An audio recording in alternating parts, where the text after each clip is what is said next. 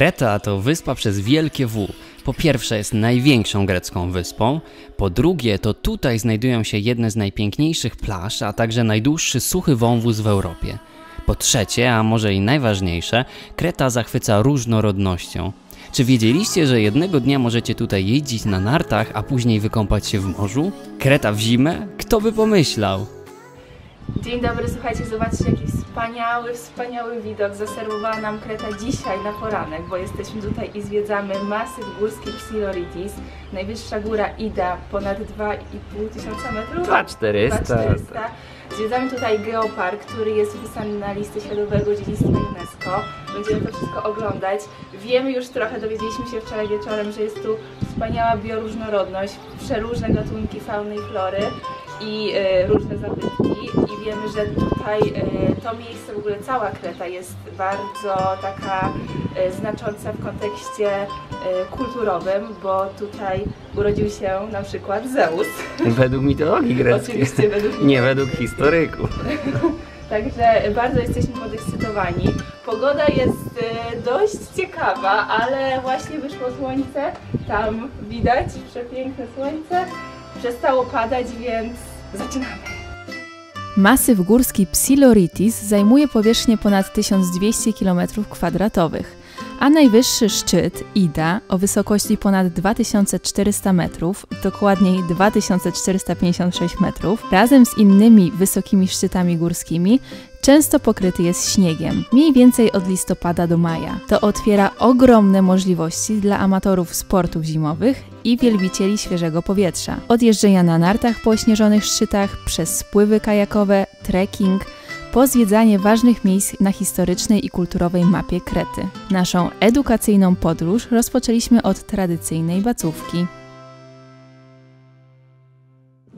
Słuchajcie, przyjechaliśmy właśnie do takiej lokalnej bacówki i dla nas szok, dlatego że te wszystkie budowle, które widzicie za mną, są zbudowane w dokładnie takiej samej technologii jak domki Trullo w Apulii, które zwiedzaliśmy w zeszłym roku. Link do całej tej serii znajdziecie w opisie na dole.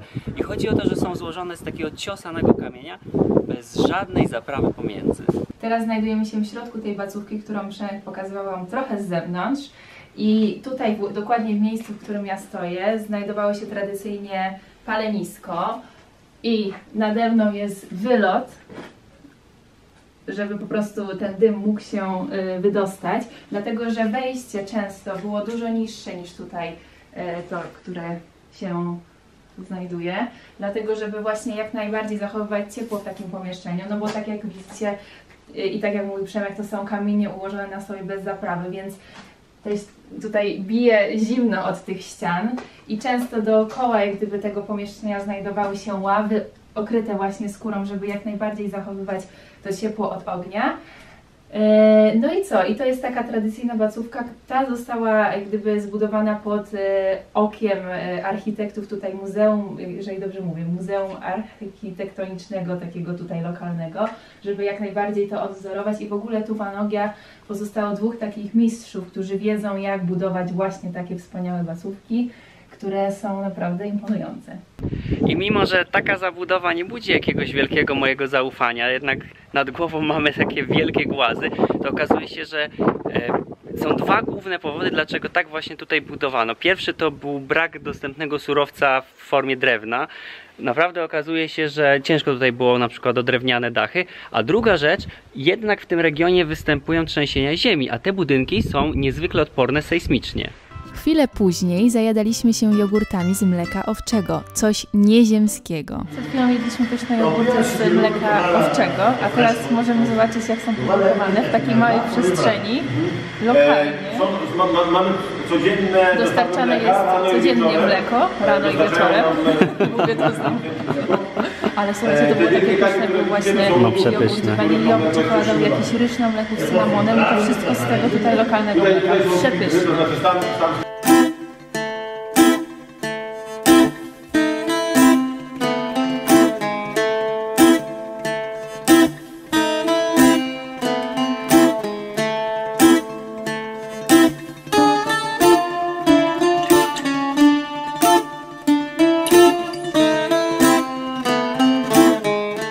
Aż w końcu dotarliśmy do jaskini.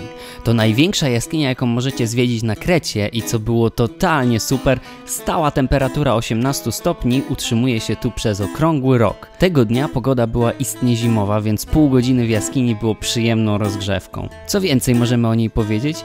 Na pewno jest imponująca. Szkoda tylko, że klimat psują dyskotekowe światełka.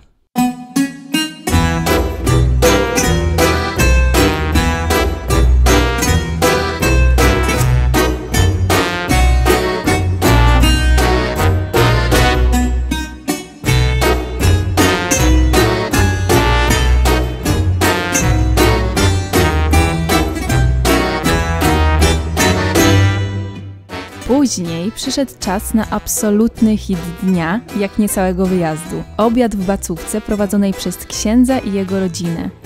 Tego po prostu nie da się opisać słowami, najlepiej to doświadczyć. Jeśli jednak musimy to streścić, było to coś zupełnie nowego. Bacówka położona jest wysoko w górach i pozwala doświadczyć stylu życia Kreteńczyków. Możecie wybrać się na trekking po okolicy, wziąć udział w warsztatach z gotowania czy robienia serów, a także wznieść toa z rakiją destylowaną na miejscu.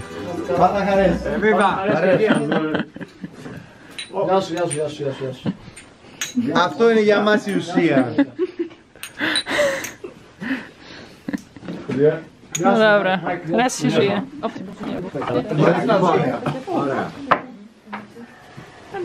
Welcome.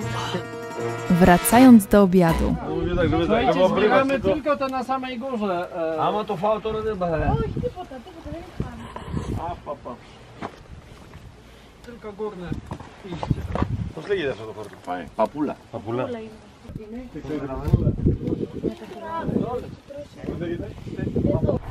Zaczynamy od obiadu w Shepherd's Shelter, ale okazało się, że jeszcze nie była sałata pozbierana, więc zagonili nas do roboty.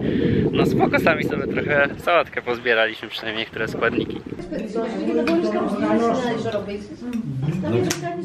No to by się dziewczyny wrobiły, bo dostaliśmy coś, co wygląda jak ryż gotowany na mleku. Tak dokładnie. A okazuje się, że to jest ryż gotowany na rosole, na wywarze mięsnym, więc mięsne. Z kozy. Z kozy. No to próbuj. Wiesz, Farosz? Kilka kazania, kito kanonu, mamy to są. No bardzo dobre, no ale nie polecę wam. Την εκπαίδευση τελειώσαμε.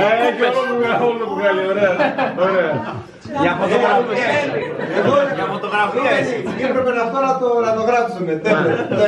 Ναι, πάμε σαν το μπουκαλέλα τραβάει. Εμείς είχαμε μικρά ποτηράκια εδώ που κάνει τέλος. Drygsme czek. Szedł Sasza suchą szosą.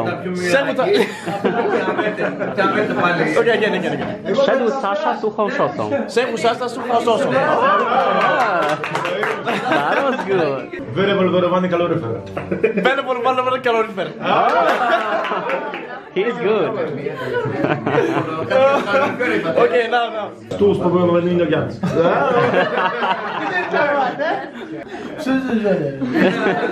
A kto i tak? Stół z powyłamanymi nogami.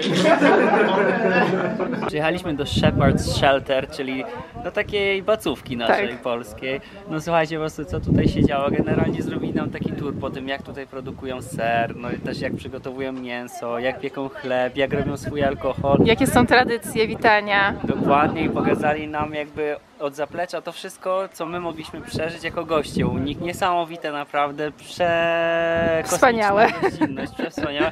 Po prostu chodzi o to, że naprawdę no, przy tym stole to jak na polskim weselu i w ogóle wszyscy się No tak i właśnie, zintegrowali. i jak nas ugościli, czym nas ugościli, ile musieliśmy zjeść, ile musieliśmy wypić. Naprawdę i oni piją po prostu bez przerwy, to jest co chwilę jest toast, no niesamowite. Bardzo, bardzo fajne doświadczenie. Ale bardzo się postarali. Po takim obiedzie przydał nam się odpoczynek. Zatrzymaliśmy się w fenomenalnym resorcie Delina, położonym w przepięknej górskiej scenerii. W każdym pokoju był kominek i właśnie przy nim spędziliśmy wieczór. Następny dzień był równie ciekawy, a jeśli interesuje Was grecka kuchnia, musicie zobaczyć kolejny odcinek vloga już w następną sobotę. Subskrybujcie, lajkujcie i dawajcie nam znać, czy i Was zaskoczyła Kreta.